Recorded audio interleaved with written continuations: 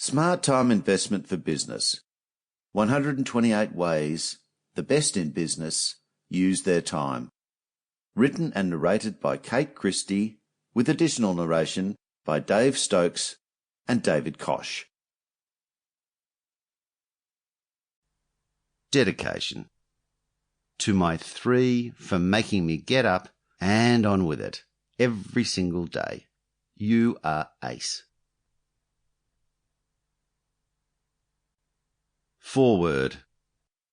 The business owners I speak to regularly cite time management as the number one key challenge they face in their business. And it's true. Business owners are often time poor, jacks of all trades, juggling multiple competing priorities, rushing from one task to the next with an ever-present sense of overwhelm, constantly putting out fires.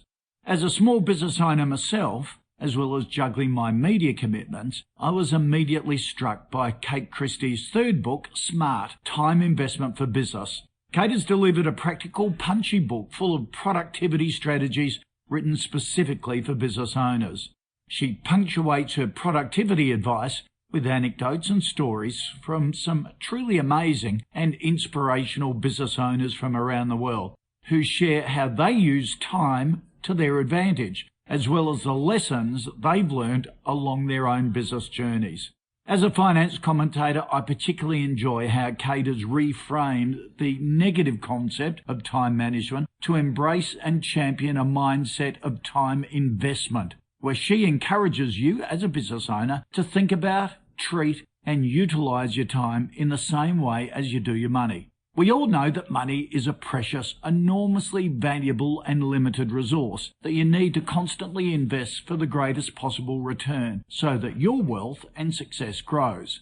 It's time to think about your time the same way. I highly recommend Smart Time Investment for Business to all business owners and entrepreneurs. Take control of your time and live your greatest possible life. I'm David Koch, media commentator and chairman of Pinstripe Media. Introduction. Having it all. Back in the olden days, which my children refer to as any time south of the year 2000, I was one of a generation who was told that I could have it all. My parents were born as World War II ended, went to the free local primary school and the free local high school, the latter of which ended at year 10. They then travelled to the city for the free year 11 and the free year 12, and as they were lucky enough to not have to get jobs straight from school to help support their parents' incomes, they went to the free university.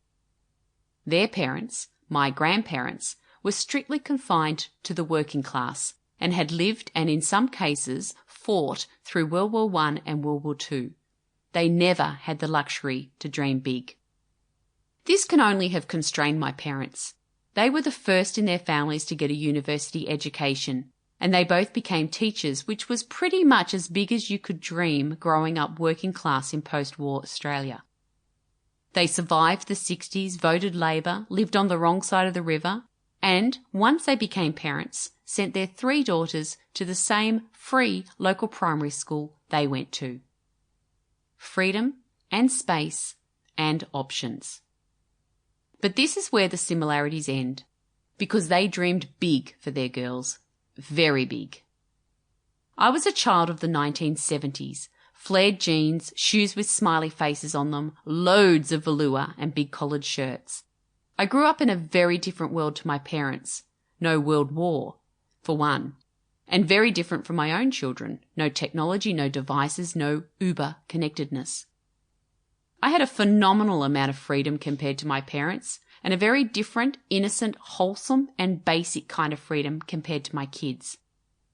Without the 800 online friends, my cohort was entirely made up of kids in my immediate neighbourhood who would dare each other to nick 20 cents from their mum's bags so that we could dink each other on our bikes down to the local milk bar without helmets to buy paper bags stuffed full of lollies which we would gorge on the ride back riding hands-free.